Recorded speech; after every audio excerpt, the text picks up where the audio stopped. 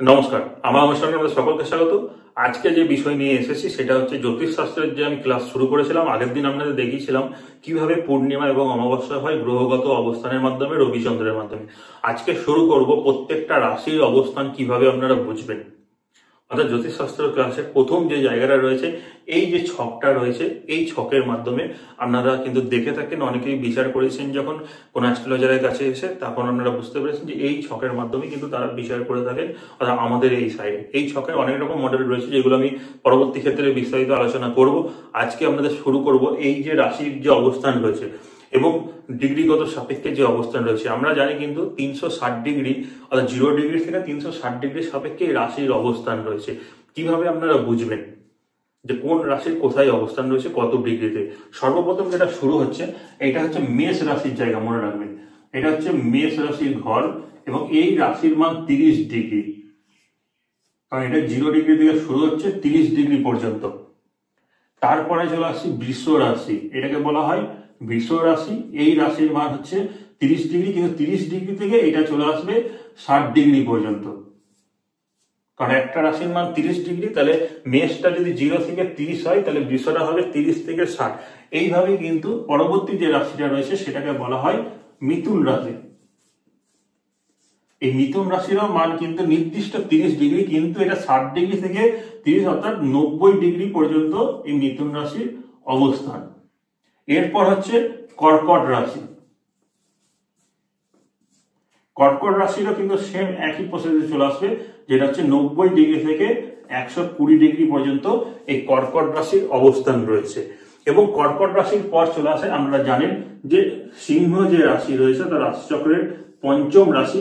এই রাশির মান কিন্তু 30 ডিগ্রি হয়ে চলে আসছে 150, অর্থাৎ 150 ডিগ্রি। 150 ডিগ্রি হচ্ছে সিংহ রাশির অবস্থান। কোথায় না, 120 ডিগ্রি থেকে 150 ডিগ্রি যে জায়গা, সেটাকে সিংহ রাশি বলা হয়। তো এই সিংহ রাশির পর চলে আসছে আমাদের যে ষষ্ঠ রাশি রয়েছে, সেটা হচ্ছে কন্যা রাশি। কন্যা রাশির মান সেই 30 ডিগ্রি সাপেক্ষে 180 ডিগ্রি পর্যন্ত। এরপর আসে তুলা রাশি।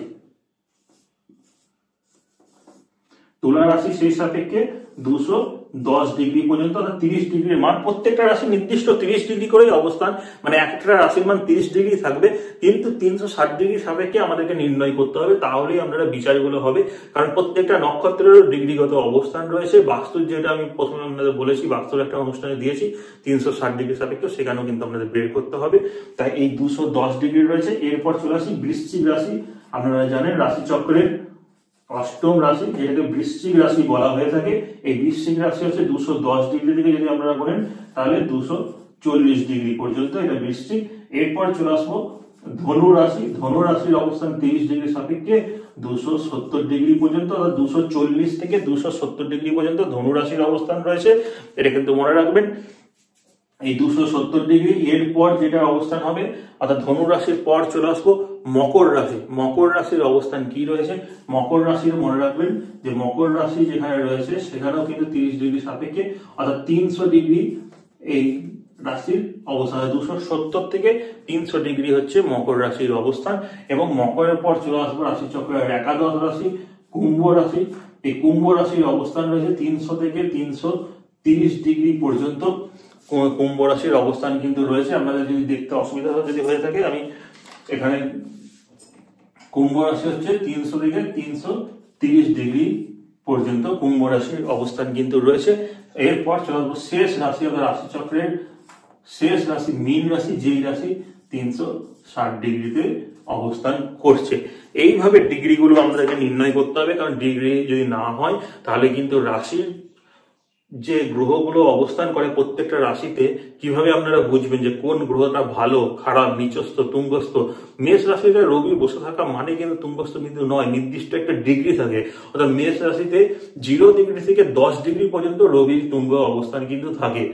আবার তুলা রাশিতে জানেন যে রবির নিচস্থ। অনেকেই আছে যে আমার রবি তো নিচস্থ, কিন্তু তারা অ্যাকচুয়ালি ঠিকঠাক জানেন না যে রবিটা অ্যাকচুয়ালি নিচস্থ হয়েছে। সেটা দেখার প্রয়োজন, সেটা কিভাবে বুঝবেন? সেটা ডিগ্রি সাপেক্ষে দেখতে হবে। রবি যদি তুলা রাশিতে 10 ডিগ্রির মধ্যে থাকে, তাহলে অবশ্যই রবি নিচস্থ থাকে। কিন্তু যদি 10 ডিগ্রি থেকে বেরিয়ে যায়, অর্থাৎ 11-12 করে 30 ডিগ্রির মধ্যে 28 ডিগ্রি 29 ডিগ্রি, তখন কিন্তু রবি সেটাকে নিচস্থ বলা চলে না। আমাদের জ্যোতিষ শাস্ত্রে কিন্তু গণিতিক জ্যোতিষটা খুবই গুরুত্বপূর্ণ। ফলিক জ্যোতিষ এবং গণিত জ্যোতিষ, ফলিকটাকে নিয়ে আমরা সবসময় থাকি, কিন্তু গণিতটাকে আমরা বিচার কিন্তু করি না। তো এই ডিগ্রিগুলো আমাদের মনে রাখতে হবে। মেষ রাশিতে যেমন উচ্চস্থ রবি, আমরা এটা মুখে মুখে সবাই বলে থাকেন যে রবি তো আমার উচ্চস্থ রয়েছে, তাহলে কিন্তু আমার সরকারি চাকরি হবে।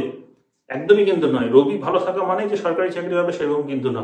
রবিকে দেখতে হবে সর্বপ্রথম উচ্চস্থ আছে কিনা। যদি 0 ডিগ্রি থেকে 10 ডিগ্রির মধ্যে থাকে তাহলে রবি উচ্চস্থ রয়েছে। এরপর বিচার করতে হবে সেটা কর্মভাবের সাথে যুক্ত হয়েছে কিনা। কর্মভাবের সাথে যুক্ত হলে আপনাদের সরকারি চাকরি হবে। তখন আমাদের কিভাবে কর্মভাব যুক্ত করবেন, এইগুলো আমরা অনুষ্ঠান প্রতিনিয়ত প্রতিদিন যদি দেখেন তাহলে বুঝতে পারবেন। আজকে শুরু করেছি কারণ প্রথম দিন আপনাদের ডিগ্রির অবস্থানগুলো বোঝার খুবই প্রয়োজন রয়েছে, এবং প্রত্যেকটা রাশির ক্ষেত্র যেটা রয়েছে, যেমন মেষ রাশি, বৃষ রাশি করে মিথুন, কর্কট, সিংহ, কন্যা, তুলা, বৃশ্চিক, ধনু, মকর, কুম্ভ, মীন, এই যে রাশির অবস্থান এগুলো ডিগ্রিগত সাপেক্ষে আপনাদের জানতে হবে। আপনারা সকলেই জানেন এটা মেষ রাশি, এটা সিংহ রাশি, কিন্তু কত থেকে কত ডিগ্রি যদি আপনাদের জিজ্ঞেস করা হয় বলতে পারবেন না। তাই এটা কিন্তু মনে রাখার প্রয়োজন রয়েছে যে মেষ রাশি রয়েছে 30 ডিগ্রি অবস্থানে, 0 থেকে বৃষ রাশি 30 ডিগ্রি থেকে 60 ডিগ্রি, মিথুন রাশি 60 ডিগ্রি থেকে 90 ডিগ্রি, কর্কট 90 ডিগ্রি থেকে 120, এইভাবে প্রত্যেকটা রাশির রয়েছে। আপনারা এখানে দেখতে পাচ্ছেন, এগুলো নোট অবশ্যই করে নেবেন। আপনাদের সুবিধা হবে কিভাবে আমরা আপনাদের জন্মছক বিচার করে থাকি, এটা আপনাদেরকে বোঝানোর জন্যই আমার এই অনুষ্ঠানগুলো। বা যারা জ্যোতিষ শিখছেন, যারা আমার স্টুডেন্ট রয়েছেন, তাদের সকলকেই বলবো এই জিনিসগুলো মনে রাখা অত্যন্ত প্রয়োজন, কারণ বিচারের সময় এইগুলো কিন্তু আপনাদের অবশ্যই লাগবে। এরপর আপনাদের বলে রাখবো এই যে রাশির যে অবস্থান রয়েছে, এই রাশির প্রত্যেকটা রাশির নির্দিষ্ট একটা করে গ্রহ আছে, অর্থাৎ অধিপতি গ্রহ যেটা বলা হয়ে থাকে, সেই গ্রহগুলো কি রয়েছে এবং প্রত্যেকটা একটা তত্ত্বের মধ্যে পড়ে। অর্থাৎ কোনটা অগ্নিতত্ত্বের রাশি, কোনটা পৃথ্বী, এইভাবে কিন্তু মনে রাখতে হবে। তো আজকে যেটা দেখাবো, সর্বপ্রথম মেষ রাশি দিয়ে শুরু করব। মেষ রাশির সম্পূর্ণ ডিটেলস আপনাদের বলবো, আপনারা এগুলো কিন্তু নোট করে রাখবেন। মেষ রাশিতে মনে রাখবেন এটা হচ্ছে অগ্নিতত্ত্বের রাশি। মেষ রাশি হচ্ছে অগ্নিতত্ত্বের রাশি, এবং এই রাশিটা অধিপতি গ্রহ হচ্ছে মঙ্গল। এগুলো কিন্তু মনে রাখতে হবে। আপনারা আমার এই এখান থেকে কিন্তু এগুলো নোট করে নিন যে মেষ রাশির অধিপতি গ্রহ কিন্তু মঙ্গল, এবং মঙ্গলে আরো একটা রাশি আছে যেটা হচ্ছে বৃশ্চিক রাশি। এইগুলো কিন্তু অবশ্যই মনে রাখার প্রয়োজন যে মঙ্গলের অধিপতি যে রাশিগুলো রয়েছে অধীনস্থ, সেই রাশিগুলি কি কি না, মেষ রাশি এবং বৃশ্চিক রাশি, এইগুলো হচ্ছে মঙ্গলের অধীনস্থ রাশি। অর্থাৎ এই রাশির অধিপতি গ্রহ হয় মঙ্গল। এইরকমই বৃষ রাশি যে রয়েছে, বৃষ রাশির অধিপতি গ্রহকে শুক্র। বৃষ রাশির অধিপতি গ্রহ হচ্ছে শুক্র।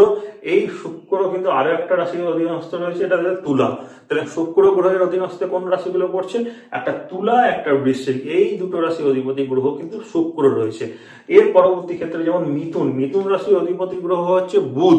বুধের রাশি আরো একটা রাশি, এটা হচ্ছে কন্যা। অর্থাৎ মিথুন এবং কন্যা রাশির অধিপতি গ্রহ হচ্ছে বুধ। আপনারা মনে রাখবেন যে বুধের রাশি কোনগুলো, মিথুন এবং কন্যা। এরপর চলে আসবো কর্কট। কর্কট রাশির অধিপতি গ্রহ হচ্ছে চন্দ্র। এটা অনেকেই জানেন যে রাশি অধিপতি গ্রহ কর্কটের কি না, চন্দ্র কিন্তু এখানে রাশি অধিপতি গ্রহ কর্কটের। এরপর চলে আসবো সিংহ। সিংহ রাশির অধিপতি গ্রহ হচ্ছে রবি।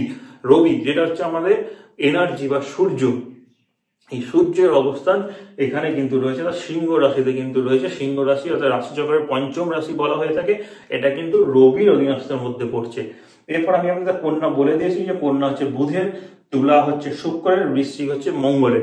এরপর চলে আসবো ধনু রাশির ক্ষেত্রে। ধনু রাশির অধিপতি গ্রহ হচ্ছে বৃহস্পতি, আমাদের দেবগুরু অর্থাৎ জ্ঞানের কারক গ্রহ বৃহস্পতির অবস্থান কিন্তু রয়েছে ধনু রাশিতে। এবং ধনু রাশির অধীনস্থ গ্রহ বৃহস্পতি আরো একটা রাশি রয়েছে মীন রাশি। আর তাহলে বৃহস্পতির কোন রাশিগুলি, এগুলো মনে রাখতে হবে এইভাবেই যে ধনু এবং মীন এইগুলো কিন্তু বৃহস্পতির রাশি। তারপর চলে আসবো মকর এবং কুম্ভ, শেষ দুটি রাশি।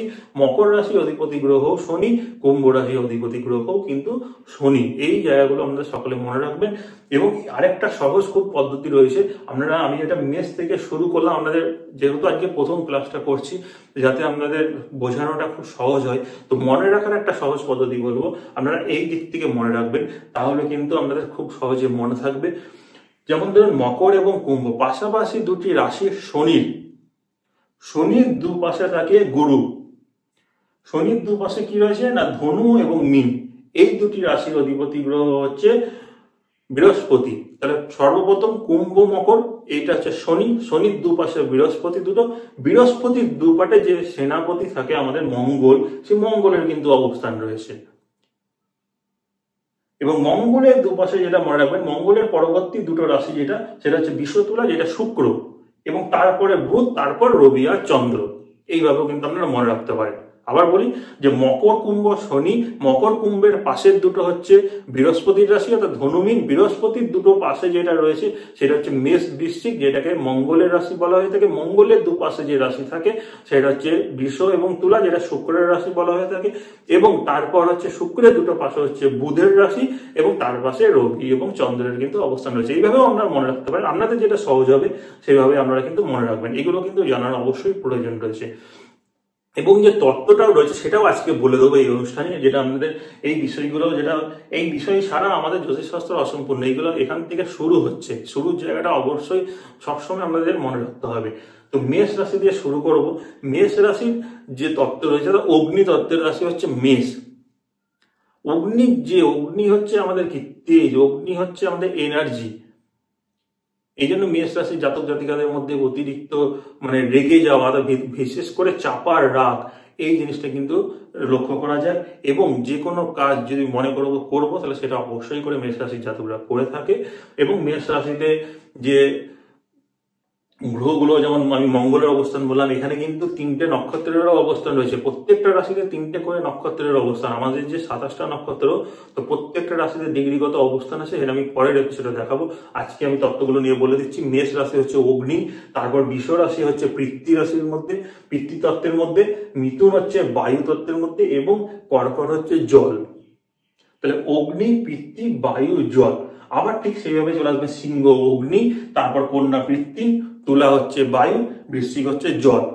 এইভাবে ধনু আবার অগ্নি, তারপর মকর পৃথ্বী, তারপর বায়ু, তারপর জল। এইভাবে আপনারা মনে রাখতে পারেন, অর্থাৎ অগ্নি পৃথ্বী বায়ু জল, অগ্নি পৃথ্বী বায়ু জল, অগ্নি পৃথ্বী বায়ু জল, এইভাবে মনে রাখতে পারেন। বা এইটাও আপনাদের আরো একটা উপায় আছে এটা মনে রাখার, যেটা হচ্ছে অগ্নিতত্ত্বের রাশি কোনগুলি। অগ্নিতত্ত্বের রাশি হচ্ছে মেষ, সিংহ, ধনু। এইভাবেও কিন্তু আপনারা মনে রাখতে পারেন, যেটা সহজ হবে আপনাদের ক্ষেত্রে আমি বলে দিই মনে রাখার। যেমন ধরেন এটা মেষ রাশি, এখান থেকে কোণ করবেন আর ত্রিকোণ, মেষ, সিংহ, ধনু, দেখুন এটা হলো কোণ। তাহলে মেষ, সিংহ, ধনু হচ্ছে অগ্নি রাশির মধ্যে পড়ছে। ঠিক এইভাবেই আপনারা আবার কোণ করবেন, বৃষ থেকে করবেন, বৃষ কন্যা হয়ে গেল, আর এই দিক থেকে হচ্ছে মকর। এইভাবেও যদি আপনারা করেন তাহলেও কিন্তু আপনারা কি বুঝবেন যে বৃষ, কন্যা, মকর হচ্ছে পৃথ্বী রাশির মধ্যে পড়ছে। এইভাবেই আপনারা আবার মিথুন রাশি থেকে শুরু করবেন।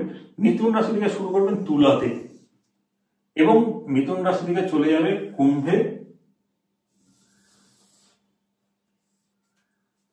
এইভাবে। তাহলে মিথুন, তুলা, কুম্ভ এইগুলো হচ্ছে বায়ু রাশির মধ্যে পড়ছে, বায়ু তত্ত্বের মধ্যে পড়ছে। বায়ু তত্ত্বের মধ্যে কি পড়ছে না মিথুন, তুলা, কুম্ভ। এইভাবে কোণ করবেন, কোণ করলেই আপনাদের খুব সহজে তত্ত্বগুলো মনে থাকবে। আর শেষ আরেকটা যেটা রয়েছে জল, জল তত্ত্বের মধ্যে কি রয়েছে, জল তত্ত্বের মধ্যে যেমন ধরুন রয়েছে এখানে কর্কট থেকে বৃশ্চিক, তাহলে এটা হচ্ছে কর্কট, কর্কট থেকে বৃশ্চিক যাবে, এবং মীন, কর্কট থেকে মীন, এবং মীন থেকে সোজা বৃশ্চিক। এইভাবে কিন্তু কোণের মাধ্যমেও আপনারা তত্ত্বগুলো মনে রাখতে পারেন। তো এই জিনিসগুলোকে খুব সহজেই আপনাদের বোঝানোর জন্য আমি অনুষ্ঠানগুলো নিয়ে এসেছি। ফ্রি এক্সক্লুসিভ যে ক্লাস রয়েছে, ক্লাসগুলো আমরা আমার অনুষ্ঠানটা পুরোটা দেখলে বুঝতে অবশ্যই পারবেন। তাহলে আজকে তত্ত্বগুলো নিয়ে বললাম, এরপর বলবো যে পদার্থগুলো রয়েছে, অর্থাৎ চর রাশি কোণগুলি, স্থির রাশি কোণগুলি, দৈত্য রাশি কোণগুলি, এগুলো পরের এপিসোডে আলোচনা করব। এবং নক্ষত্রের অবস্থানগুলো নিয়ে বলবো, এবং ধীরে ধীরে আস্তে আস্তে কিভাবে একটা জন্মছক দেখে, অর্থাৎ নিজের যে জন্মছকগুলো রয়েছে সেটা দেখে আপনারা বিচার করতে পারবেন, সেই জায়গাটাও কিন্তু আমার এই অনুষ্ঠানগুলো প্রতিনিয়ত দেখলে আপনারা বুঝতে পারবেন। এবং কোন গ্রহ ভালো খারাপ, লগ্ন সাপেক্ষে কোন গ্রহ কোথায় কি ফল দিচ্ছে, প্রত্যেকটা অনুষ্ঠানে আমি আপনাদের নিয়ে আসতে চলেছি। তো আজকের মতো এতটাই, এখানেই শেষ করব। সকলেই ভালো থাকবেন, সুস্থ থাকবেন, এবং আপনাদের সকলকে আবারও বলবো চ্যানেলটিকে সাবস্ক্রাইব করুন, শেয়ার করুন, এবং ফেসবুকে ফলো অবশ্যই করুন।